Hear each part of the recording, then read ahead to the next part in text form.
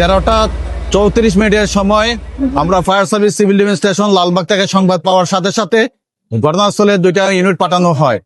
আপনারা জানেন যে চকমুকুটতলী এলাকাটা অত্যন্ত যানজট এলাকা এবং লালবাগ থেকে 2টা ইউনিট ঘটনাস্থলের দিকে রওনা হয় এবং যেহেতু চকবাজারে আগুনটা 8তলা ভবনের 3 তলায় ভয়াবহতার কারণে আমরা হেডকোয়ার্টার থেকে আরো 4টা ইউনিট আমরা ঘটনাস্থলে পাঠাই। ঘটনাস্থলে উপস্থিত হয় আমাদের লালবাগ ফায়ার স্টেশন, দেখে প্রচন্ড ধোঁয়া, অর্থাৎ 8তলা ভবনের মাত্র একটা সিঁড়ি এবং সিঁড়ির মাত্র দৈর্ঘ্য 2 ফিট, যার কারণে 3তলা ভবনের একবারে সামনে যে রুমটা ছিল ওই রুমে আগুন ছিল, প্রচন্ড ধোঁয়া ছিল এবং আমাদের ফায়ার সার্ভিস সিভিল ডিফেন্সের যারা ফায়ার ফাইটার ছিল অত্যন্ত দক্ষতার সাথে ব্রিদিং অ্যাপারেটাস পরে আগুনটাকে নির্বাপন করার জন্য চেষ্টা করে এবং প্রত্যেকটা গুদামের শাটার গুলো ছিল তালাবদ্ধ অবস্থায়।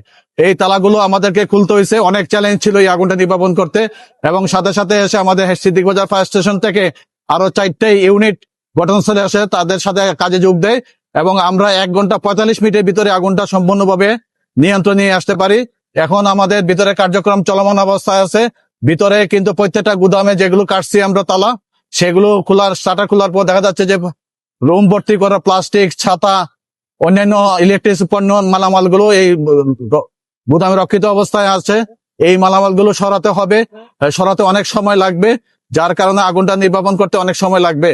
আর বিশেষ করে ফায়ার সার্ভিস সিভিল ডিফেন্স যথাসময়ে সঠিক সিদ্ধান্তের কারণে আশেপাশে যে মার্কেট ছিল, যে মার্কেটগুলো ছিল, পাইকারি মার্কেটগুলো ছিল, আশিক টাওয়ার ছিল, হাজার টাওয়ার ছিল, আশেপাশে কোনো জায়গায় আগুনটা ছড়াতে পারে নাই এবং আমরা দ্রুততার সাথে আগুনটা নির্বাপন করি। আগুনের ক্ষতি এবং উদ্ধার এই বিষয়ে এখনো বলা যাচ্ছে না, কারণ আমরা আগুন নির্বাপন করার কার্যক্রমে চলমান অবস্থায় আছি। আর উদ্ধারের পরিমাণ এটা পরে বলা যাবে। আর আগুনের কারণটা আমাদের একটা কমিটি গঠন হবে, তারপরে আমরা বলতে পারবো। এখানে দীর্ঘদিন আগে এই বিল্ডিং গুলো হয়ে গেছে এবং এই বিল্ডিং গুলো যে অবস্থায় হয়েছে সেই অবস্থায় অগ্নি নির্বাপনের ব্যবস্থা খুবই কম এবং ফায়ার সার্ভিস সিভিল ডিফেন্স থেকে সেফটি প্ল্যান খুবই কম বিল্ডিং এর আমাদের আছে।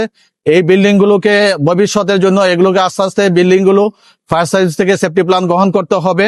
যেমন হাজার টাওয়ারে মাত্র একটা সিঁড়ি, এই সিঁড়ি দিয়ে কিন্তু আমাদের একজন লোক গেলে পরে আরেকজন লোক যাওয়া যাচ্ছিল না।